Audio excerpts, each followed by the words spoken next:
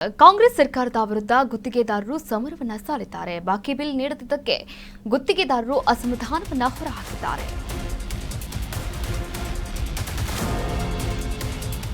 ಕಾಂಗ್ರೆಸ್ ಸರ್ಕಾರದ ವಿರುದ್ಧ ಗುತ್ತಿಗೆದಾರರ ಸಮರ. ಬಾಕಿ ಬಿಲ್ ನೀಡದಿದ್ದಕ್ಕೆ ಗುತ್ತಿಗೆದಾರರು ಅಸಮಾಧಾನವನ್ನ ವ್ಯಕ್ತಪಡಿಸುತ್ತಾ ಇದ್ದಾರೆ. ಗುತ್ತಿಗೆದಾರರ ಜೊತೆ ಸಭೆ ನಡೆಸುವುದಾಗಿ ಹೇಳಿದಂತಹ ಸಚಿವ, ಆದರೆ ಸಚಿವರು ಇನ್ನೂ ಕೂಡ ಸಭೆಗೆ ಬಂದಿಲ್ಲ ಅಂತ ಆಕ್ರೋಶವನ್ನ ಹೊರಗಾಕ್ತಾ ಇದ್ದಾರೆ. ನಿನ್ನೆ ಭರವಸೆಯನ್ನ ನೀಡಿದ್ರು ಸಚಿವ ಸತೀಶ್ ಜಾರಕಿಹೊಳಿ ಅವರು. ಭರವಸೆ ನೀಡಿದ ಮೇಲೂ ಕೂಡ ಸಚಿವರು ಇನ್ನೂ ಕೂಡ ಸಭೆಗೆ ಹಾಜರಾಗಿಲ್ಲ. ಗುತ್ತಿಗೆದಾರರ ಜೊತೆ ಸಭೆ ನಡೆಸುವುದಾಗಿ ಹೇಳಿದ್ರು, ಆದರೆ ಈವರೆಗೂ ಕೂಡ ಬಂದಿಲ್ಲ. ನೀವು ಕೂಡ ದೃಶ್ಯಾವಳಿಗಳಲ್ಲಿ ಗಮನಿಸಬಹುದಾಗಿದೆ. ಬಾಕಿ ಬಿಲ್ ನೀಡಿಲ್ಲ, ಅನುದಾನ ಕರೆಕ್ಟಾಗಿ ಶೇರ್ ಆಗಿಲ್ಲ. ಈಗಾಗಲೇ ಕಾಂಗ್ರೆಸ್ ಸರ್ಕಾರದ ವಿರುದ್ಧ ಗುತ್ತಿಗೆದಾರರು ಸಮರವನ್ನ ಸಾರಿದ್ದು ಸತೀಶ್ ಜಾರಕಿಹೊಳಿ ಅವರು ಈಗಾಗಲೇ ಮಧ್ಯ ಕೂಡ ಬಂದಿದ್ರು.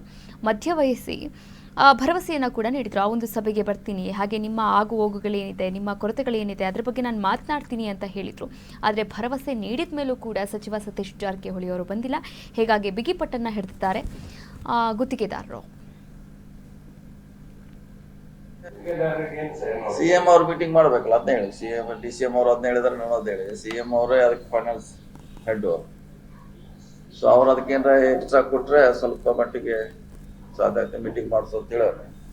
ಸೊ ಲಾಸ್ಟ್ ಟೈಮ್ ಎಕ್ಸ್ಟ್ರಾ ಕೊಟ್ಟಿದ್ರು ಸಿಎಂ ಅವ್ರು ನಮ್ಮ ಇಲಾಖೆಗೆ, ಅದರಲ್ಲಿ ಬ್ಯಾಲೆನ್ಸ್ ಮಾಡಿದೀವಿ. ಸರಿ ಕೊಟ್ಟರೆ ಮಾಡ್ತೀವಿ. ನಾನು ಹೋಗಿದ್ರು, ನಾನು ಇದ್ದೀನಿ. ಇದೇ ಬೇರೆ ಬೇರೆ ಈಗ ಕೊಡ್ತಾ ಈ ವರ್ಷ 1,000 ಕೋಟಿ ಕಡಿಮೆ ಇದೆ, ಮತ್ತೆ 1,000 ಕೋಟಿ ಬಿಲ್ ಬಂದಾಗ್ತದೆ. ಅದು ಹಂಗೆ ಮುಂದಿಂದ ಹೋಗ್ತಿರ್ತದೆ, ಹಿಂದ್ಗಡೆ ಮತ್ತೆ ಬ್ಯಾಲೆನ್ಸ್ ಬರ್ತಾ ಇರ್ತದೆ. ಸಿಎಂ ಅವ್ರು ಮೀಟಿಂಗ್ ಮಾಡ್ಬೇಕಲ್ಲ, ಅದನ್ನ ಹೇಳಿ. ಸಿಎಂ ಡಿ.ಸಿ.ಎಂ ಅವ್ರು ಅದನ್ನ ಹೇಳಿದ್ರೆ ನಾನು ಅದ್ ಹೇಳಿ. ಸಿಎಂ ಅವರೇ ಅದಕ್ಕೆ ಫೈನಾನ್ಸ್ ಹೆಡ್.